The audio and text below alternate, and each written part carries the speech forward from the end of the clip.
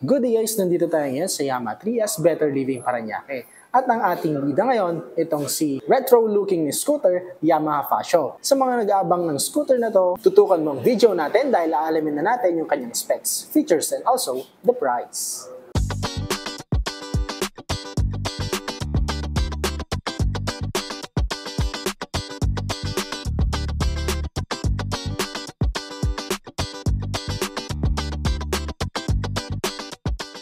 Isa sa paboritong scooter na modern classic ang itsura ay itong si Yamaha Fascio. Dahil nga sa swabe nitong itsura na pwedeng bumagay sa lalaki at pwede rin sa babae. Kasabay ng paglabas ni Giorno, may mga bagong kulay rin na inilabas kay Fascio. May dalawang bagong kulay ang nadagdag sa kanya. May mint green na mas lumitaw pa yung pagka-classic niya.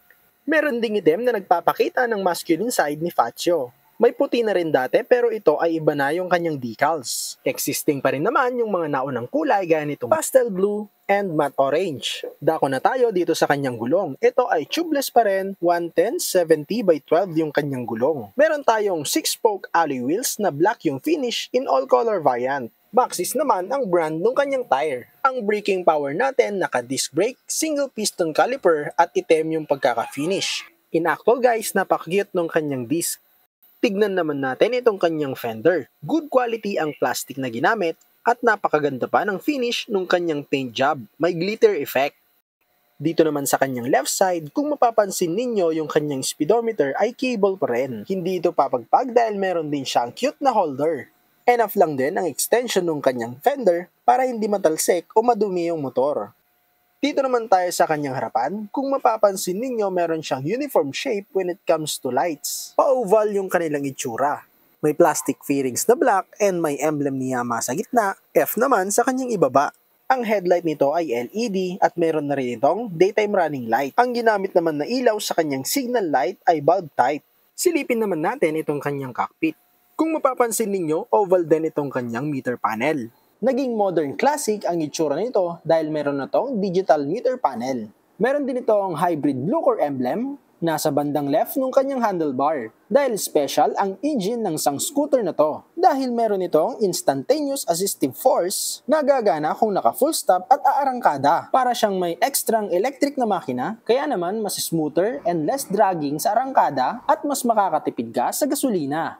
Naka Y-Connect din itong si Fascio. Ilang features ng Y-Connect ay kasama dito ang last parking log. Kunwari kinarnap ay mas madali mo nang mahanap ang scooter. Pwede rin sayong mag-send ng malfunction email kung may sira ang motor, naka-display din sa meter panel kung may message or call notification ka. Super convenient. Buttons naman natin dito sa left side, basic lang yung high and low, turning lights at yung kanyang busina. Wala itong passing light pero meron naman itong park brake. Kahit na hindi ka nakapiga sa brake, kung activated yan ay hindi aarangkada or atras ang motor. Pambawas ngalay sa ating mga kamay. Sa right side naman, nandiyan yung button para sa ating idling stop system. Makakatulong din to para makatipid tayo sa gas. 3 to 4 seconds na hindi ka nagre-rev, magto-turn off ang makina. Para naman umandar, i-rev mo lang, hindi mo na kailangan ng electric starter. Andito rin naman yung button niya para sa ating hazard light at ang button para sa kanyang electric starter. Wala na po itong kick. Kung bababa naman tayo ng konti, mapapansin natin na meron siyang front compartment.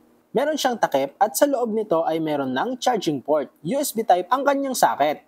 Ang atin namang ignition switch, naka-mechanical key pa rin, pero meron itong shutter lock for security purpose para hindi madaling masusian nang may balak magnakaw. Diyan mo na rin bubuksan ang kanyang upuan. Sa ibaba niyan, may compartment din na pwedeng lagyan ng bottled water. Sa gitna naman, may clip din siya para sa ating mga pinamalengke. And speaking of, pwede mo rin siyang ilagay dito sa kanyang flatboard.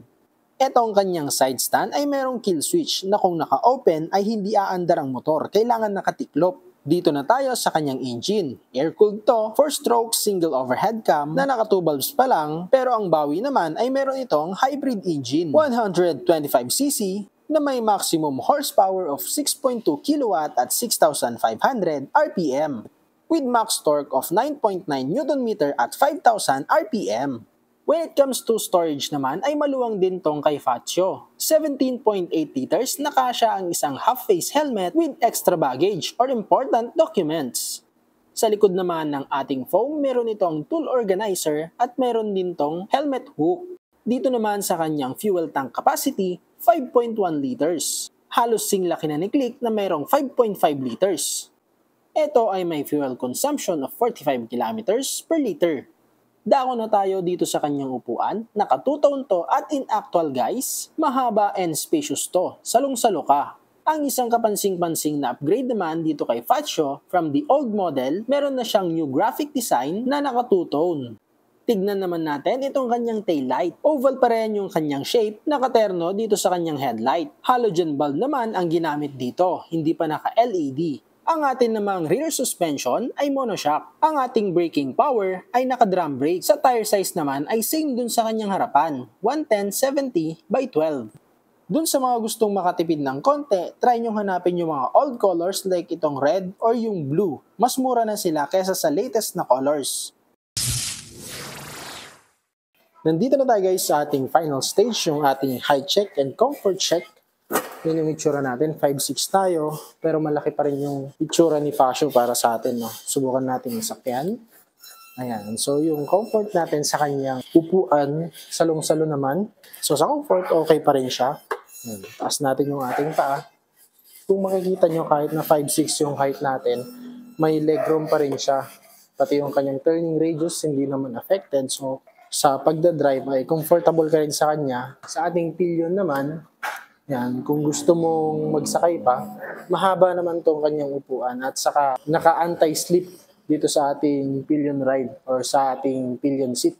Sudden brakes ay hindi siya mag-skid paharap, no? Sa ating namang height, ayan, flat-footed yung ating paa. So, control na control natin sa mga traffic, kahit mabigat yung back ride natin, control natin yung motor. Ang kinagandaan pa dito ay meron siyang park brake, ayan.